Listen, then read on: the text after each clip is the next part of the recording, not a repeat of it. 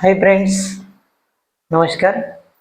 आपण मागच्या प्रकरणामध्ये पाहिलं होतं समरोक्तामध्ये की सराव संच 1.1 पूर्ण झाला होता. आता आपण काही वेळ न गमावता आपण प्रमाणाचे मूलभूत प्रमेय पाहूया आणि माझी इच्छा आहे की तुम्ही ते शांतपणे पाहून समजून घ्याल अशी मी तुम्हाला विनंती करतो.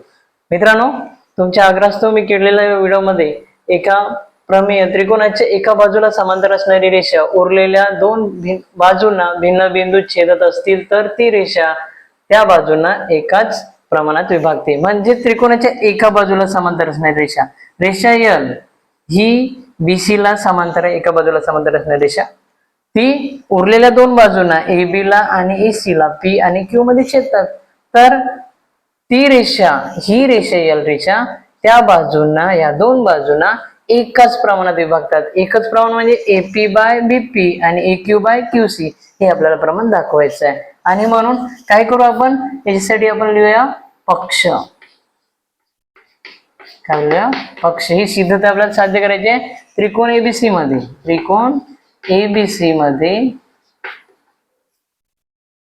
रेषा एल समांतर बाजू बीसी,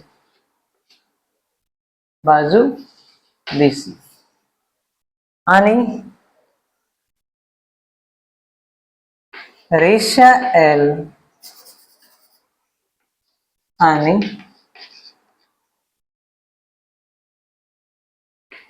ती रेषा किंवा आणि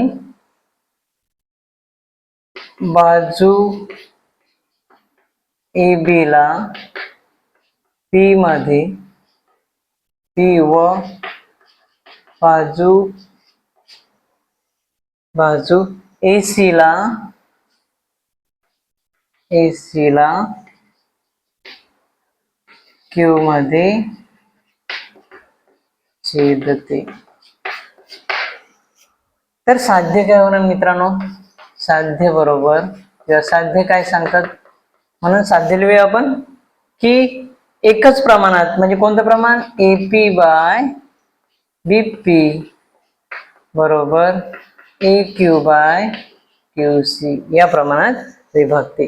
म्हणून आपण काय करूया, रचना करूया. मला एपी भागीला बीपी आणि ए क्यू भागीला क्यूसी काढण्यासाठी आपण काय करूया, तर आपल्याला रचना करावं लागेल. कारण मागच्या आपण गुणधर्मामध्ये बघितलं की दोन त्रिकोणाच्या क्षेत्रफळाचे गुणोत्तर हे त्याच्या संगत पायाच्या गुणोत्तरामध्ये असते, संगत पायांच्या गुणोत्तरामध्ये असते. आणि म्हणून आपण ह्या पाया जर पकडला तर इथे एक त्रिकोण काढावा लागेल. एक त्रिकोण काढला. आता ही त्रिकोण काढा आणि दुसरा पण त्रिकोण काढा आपण, म्हणजे दोन त्रिकोण मिळेल, A P Q, P Q B आणि दुसरा त्रिकोण ए पी क्यू ला पी क्यू सी, असे दोन त्रिकोण आपल्याला मिळतील. म्हणून आपण काय करू, रचना करू. रचना करताना पीसी आणि बीक्यू काढला, रेख पीसी व रेख बीक्यू काढला, रेख पीक्यू आणि बीसी काढला, रचना केली. आता आपण सिद्धता करूया. म्हणून सिद्धता,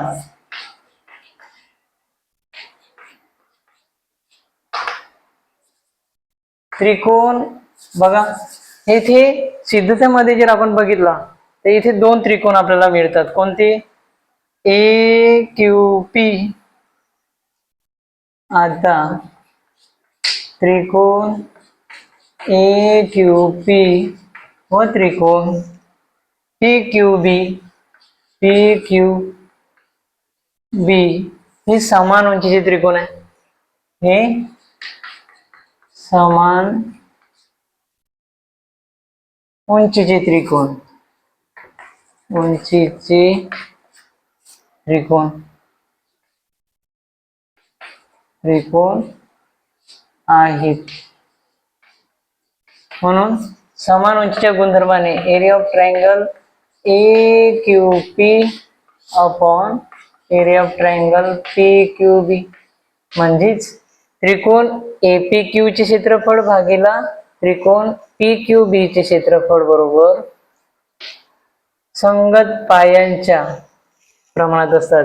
एपी बाय बीपी इक्वेशन 1 क्षेत्रफळ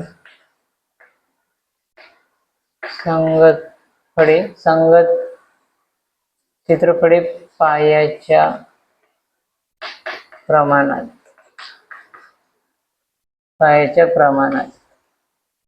क्षेत्रफळे पायाच्या प्रमाणात असतात आणि म्हणून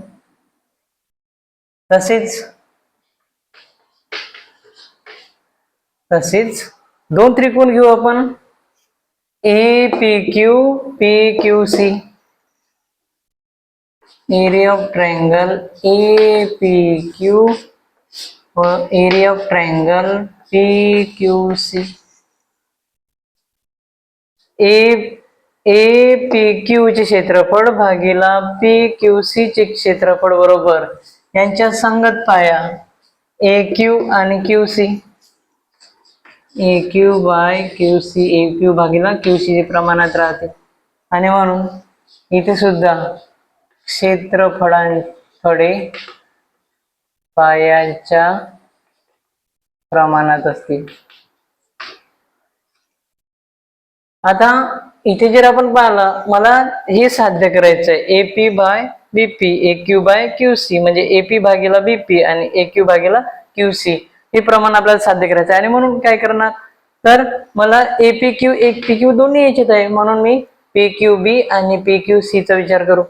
आता इथे जर आपण विचार केला तर काय दिलेलं आहे, त्रिकोण एबीसी मध्ये रेषा एल समांतर बाजू बीसी.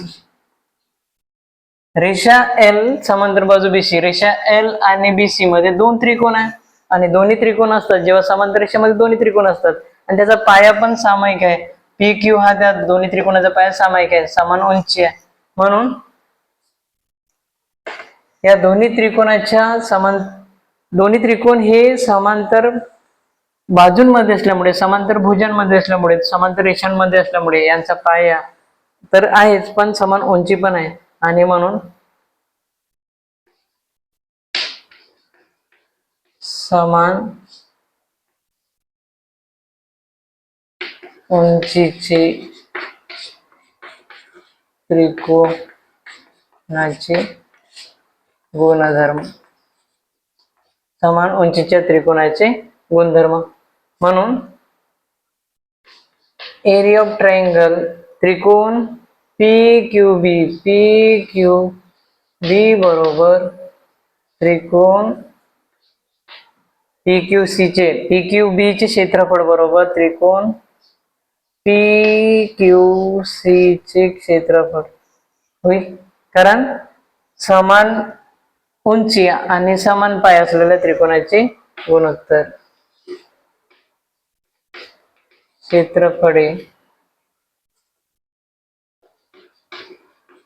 समान पाया व समान उंची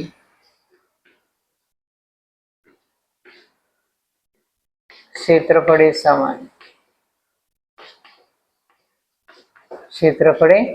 समान असतात. क्षेत्रफळे कसे असतात, समान असतात.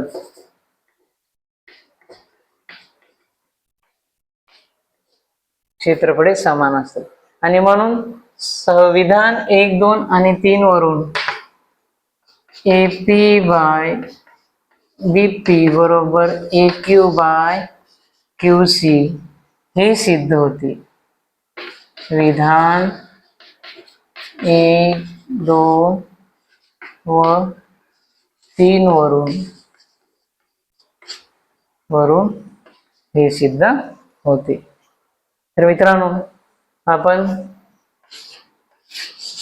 प्रमाण एकच प्रमाणात असतात. त्रिकोणाच्या एका बाजूला समांतर असणारी रेषा उरलेल्या दोन बाजूंना भिन्न बिंदू छेदत असेल तर ती रेषा त्या उरलेल्या बाजूंना एकाच प्रमाणात छेदतात. हे आपण सिद्ध केलं आहे. हे सिद्ध होते.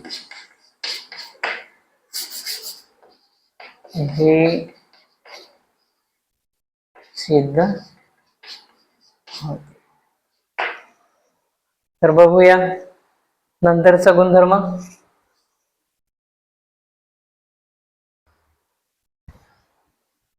तर मित्रांनो, आताच आपण प्रमाणाचे मूलभूत प्रमेय पाहिले. आता आपण पाहणार आहोत त्रिकोणाच्या कोन दुभाजकाचे प्रमेय. त्रिकोणाच्या कोन दुभाजकाचे प्रमेय. काय प्रमेय म्हणलं की प्रमेय म्हणतात की त्रिकोणाच्या कोनाचा दुभाजक हा त्रिकोणाच्या कोनाचा दुभाजक हा त्या कोनासमोरील बाजूला उरलेल्या बाजूंच्या लांबीच्या गुणोत्तरात विभागतो. तर आपण घेऊया, समजा त्रिकोण एक काढला आपण. त्रिकोण XYZ. इथे समजा झेडचा कोन दुभाजक काढला. कोन दुभाजक कशाला म्हणतात की ज्या रेषेमुळे किंवा ज्या किरणामुळे झेड या कोनाचे समान दोन भाग पडतात. झेड या कोनाचे कसे समान दोन भाग पडतात त्याला म्हणतात कोन दुभाजक. तर इथे W या ठिकाणी छेदतात.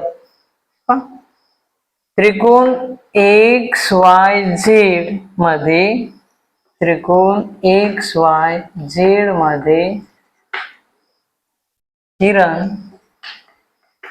किरण ZW हा कोन XZY ला दुभागतो. मग त्रिकोणाच्या कोनाचा दुभाजक हा त्या समोरील बाजूला म्हणजे XY ला आणि उरलेल्या बाजूला XY ला प्रमाण XW भागीला WY हे प्रमाण होतील. उरलेल्या बाजूला प्रमाणात विभागतो XZ भागीला YZ या प्रमाणात विभागतात. उरलेल्या बाजूला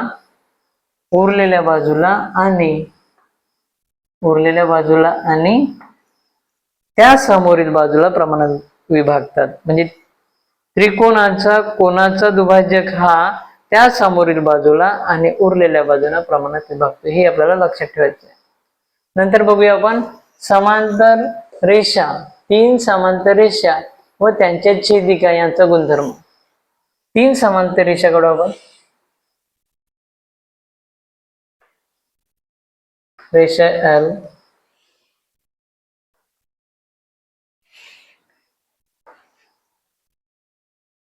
हे तीन समांतर रेषा आणि त्यांच्या छेदिका L, M, N,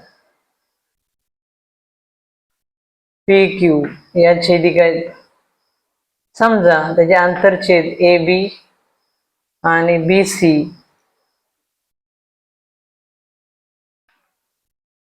DEF. आता बघा काय म्हणलंय, तीन समांतर रेषा आणि छेदिका. तीन समांतर रेषा आणि एका छेदिकेवर केलेले आंतरछेदाचे गुणोत्तर. समजा तीन रेषा L समांतर रेषा M समांतर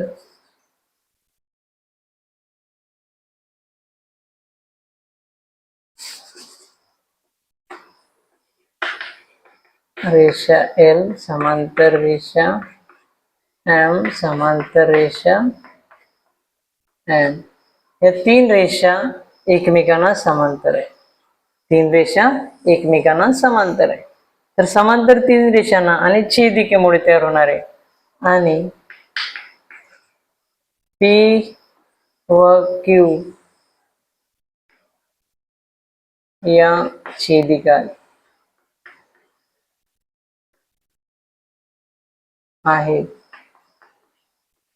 तर या छेदिकेचा आंतरछेदाचे गुणोत्तर AB भागीला BC बरोबर दुसऱ्या छेदिकेचे गुणोत्तर DE भागीला EF हे असतात. आणि या दोन्ही गुणधर्माच्या माध्यमातून आपल्याला आणि प्रमाणाचे मूलभूत प्रमेय या तीनही आज शिकवलेले, या तीनही प्रमेयाच्या माध्यमातून आपल्याला पुढची सराव संच आपल्याला सोडवायचा आहे, पुढचा सराव संच आपल्याला सोडवायचा आहे. त्याकरिता आपल्याला लक्ष ठेवायचं आहे की कोणाचा दुभाजक हा त्या समोरील बाजूला आणि उरलेल्या बाजूला प्रमाणात विभागते, तर समांतर तीन रेषा आणि त्यांच्या छेदिकात तयार होणारे आंतरछेद, एका छेदिकेच्या आंतरछेदाचा गुणोत्तर हे दुसऱ्या छेदिकेच्या आंतरछेदाच्या गुणोत्तरा एवढे असतात. दुसऱ्या छेदिकेच्या आंतरछेदाच्या गुणोत्तरा एवढे असतात हे आपल्याला इथे शिकलो आहोत. आणि याचा उपयोग करून समोरच्या आपण उदाहरणे किंवा सराव संचामधील उदाहरणे आपण सोडवणार आहोत. तर आपण या तीनही याचे जे व्यत्यास आहे ते व्यत्यास फक्त आपल्याला माहीत असावी म्हणून आपण पुस्तकातून वाचून घ्याल आणि ते तुम्ही वाचल्यानंतर तुम्हाला समजतील, कारण हे तुम्हाला समजल्यानंतर ते समजतीलच अशी मी अपेक्षा करतो. आणि आपण हा व्हिडिओ इथे समाप्त. नमस्कार, धन्यवाद.